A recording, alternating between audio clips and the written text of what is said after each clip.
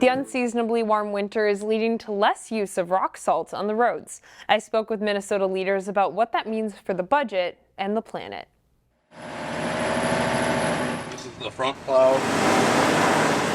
Bleak forecasts lead to relatively clear roads. This year of not having that, it has been very different. Much different from last year's historic winter. Winter snow and ice removal is definitely an art form. And a unique-looking winter for the Plymouth Public Works Department. We're finding other work for them to do, so this year we swept in January for the first time.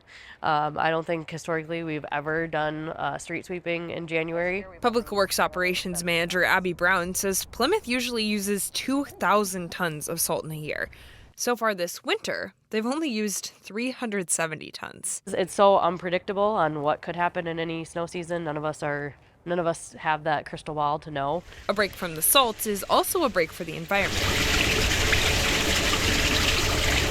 Plymouth uses a number of methods to keep salt use down in regular years, including temperature controls for different types of salt and preventative brining. This is the brine facility at the City of Plymouth. So this is where we actually mix salt with water in order to make the brines that we use on our roadways for anti-icing techniques. Many truck drivers are trained in smart salting practices. So we need to really reduce the amount we're using today. Brooke Asselson works with MPCA. She says the chloride in rock salt is toxic to fish and insects in wetlands, and the chemical sticks around. We say about 1 teaspoon of salt in a 5-gallon bucket of water is the level at which it starts to cause problems. Problems such as chloride impairment in Brooklyn Center's Shingle Creek. The warmer weather gives Minnesota roads a break from salt, but researchers are still seeking long-term solutions. Then if it's followed by a winter where we put a fair amount of salt down again, that's not enough time for our water resources to recover. In the long term, icy or not, Asselson and the city agree it's important to strike the balance between clear roads and waterways. Pollution has been a problem in Maple Grove's Fish Lake for years, but as Kevin Miller explains, water treatment experts accomplished a rare feat thanks to years of hard work. The boat launch and public access at Fish Lake has seen its fair share of fish houses and ice augers. It's a popular spot for local anglers. So it does get a lot of fishing opportunities, but it also does receive quite a bit of other recreation such as swimming. The Park District has a swimming beach that is very popular in this area. And then also paddleboarding, kayaking, it pretty much receives it all. But even with its notoriety, the Minnesota Pollution Control Agency found issues with the water quality. It does receive quite a bit of recreation. Three Rivers Water Resource Manager Brian Vlock says it's caused by phosphorus on the lakebed. It's had severe algae blooms during the summertime, and as a result of that, its high nutrients and poor water clarity conditions have resulted for the lake to be put on the impaired waters list. That means the lake isn't always suitable for fishing and swimming. But scientists started using a treatment called alum to cut down on phosphorus in the water. It kind of forms a blanket over the sediments, and that alum blanket essentially keeps that phosphorus from being released into the water column. Fish Lake was an ideal candidate for a project like this. It proved to be successful. The lake is now moving off the list of impaired waters. Locke says that's an uncommon feat. To remove a lake off the impaired waters list is extremely difficult, takes years to do. Vlock says new issues can show up as water quality improves. But heading into spring, anglers can look forward to cleaner water. Your work isn't necessarily done, but once you do meet water quality standards, that is a huge undertaking, and so results in improved recreational opportunities for the public. In Maple Grove, Kevin Miller, CCX News. This week in Crystal, recognition for a number of Crystal police officers who helped save lives. Police Chief Stephanie Revering honored 8 officers with the department's Livesaving Award. That includes Officer Lauren Roll, who helped save the life of a 4-month-old baby who was floating and unresponsive in an apartment bathtub. Officer Roll assessed the baby and found the baby was not breathing adequately. She immediately provided back blows to the baby for approximately 2 minutes, eventually causing the baby to begin coughing and crying, and was subsequently transported to the hospital by ambulance. Officer Roll's actions were instrumental in saving the life of a baby who made a full recovery. Congratulations. For a full list of the officers who were recognized and the stories of their life-saving efforts, you can go to ccxmedia.org. Luce Line Brewery is partnering with the Chinese Heritage Foundation to host a community celebration in honor of the Chinese New Year. The family-friendly event will be this Saturday from 1 until 5 at the Plymouth Brewery. Activities include making dim sum, creating calligraphy, and a karate demonstration. There will also be a lion dance celebration. What I've always found is if you can find somebody who's really passionate about something and share what they're passionate about, it's a blast. And that's what this day is. It's all about Chinese culture. It's all about learning about the lunar cycle and drinking great beer and having a lot of fun. Luce Line Brewery will be serving a Japanese-style rice lager specifically brewed for the event. We're just trying to honor the Asian culture and try to do our best and involve everyone. Beer is just such a community thing. There will also be a Chinese food truck at Saturday's event. If you're disappointed by our unusually warm weather and lack of snow this season, you can head over to the Maple Grove Arts Center and take in the beauty of winter on canvas.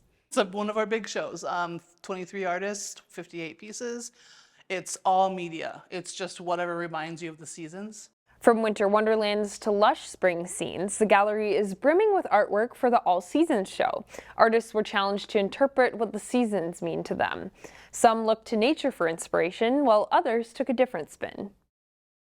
One of the favorites of this show is this one here. It's showing the family, it's showing a love dynamic, watching a couple grow through their lives and their seasons of togetherness. The All Seasons show runs through March 8th. Snow conditions have been less than ideal for area Nordic ski teams. Chaz Moots has highlights from Wednesday's Section 5 meet.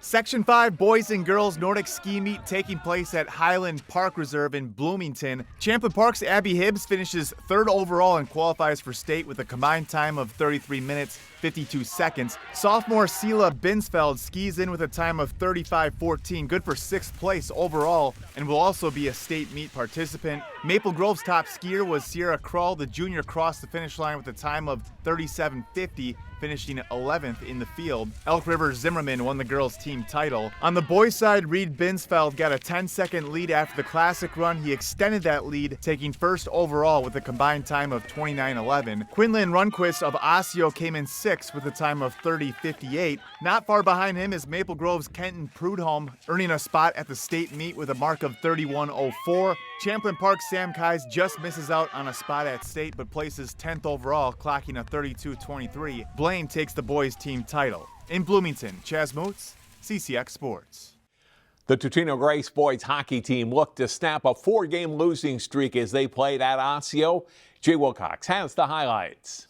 Totino-Grace and Osseo squaring off in Northwest Suburban Conference boys hockey. After a scoreless first, Noah Osland sets up Clayton Durr for the deflection goal, and Totino-Grace gets on the board. After an Eagles power play goal, they get one shorthanded as Trey Peck snaps the wrist shot home for a 3-0 Grace lead. 3 minutes later, Peck picks up the loose puck and sets up Osland for the tap-in, and the Eagles lead 4-0 with 4 goals in just over 6 minutes. Later in the second, the Osseo pass gets through the point man, and Colton Horak wins the race to the puck to score. Totino-Grace leads 5-0, and they go on to win 7-1. Jay Wilcox, CCX Sports. The Champlin Park boys hockey team is in the upper half of the Northwest Suburban Conference standings. The Rebels were looking to earn their 13th win of the season on Thursday. Senior night for the Rebels as they took on neighboring rival Anoka. And Champlin Park strikes early. Nick Carlson gets to the loose puck and fires from the circle into the net. The Rebels lead 1-0 less than 3 minutes into the game. That's the score at the end of 1. Second period now, and number 15, Matthew Lang with the wrist shot from the slot that Carlson deflects in. Second of the night and 11th of the season for the junior, and it's 2-0 Rebels. Great setup here by Trevor Aberwald from behind the Anoka net to an open Brent Solomon in front. Champlin Park dominating play through 2 and leading 3-0. Anoka didn't get a lot of scoring chances on the night, but they do cash in on one here. Will Cedarstrand scores on the pass from Alec Dalvang, and it's a 3-1 game early in the third. But the Rebels counter with 2 more goals, including the second of the game from Solomon. Will Bernovic and Aberwald with the assists as Champlin Park skates to a 5-1 win over Anoka. The Totino-Grace wrestling team is ranked 4th in Class AA. The Eagles wrapped up the Northwest Suburban Conference season with a home match against Blaine. Jay Wilcox has highlights. Unbeaten Totino-Grace hosting Blaine in the regular season finale in wrestling. At 107 pounds, Totino-Grace's third-ranked Logan Refsnyder adjusts his weight to get the pin over Pierce Wegleitner of the Bengals to get Grace started to a dominating performance.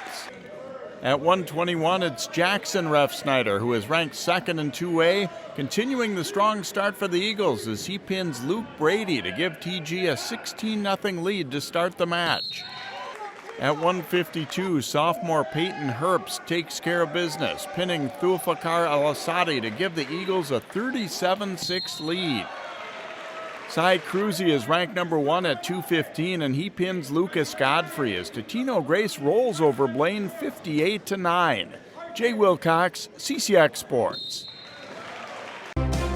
Find more prep sports games and highlights at ccxmedia.org and follow us on social media.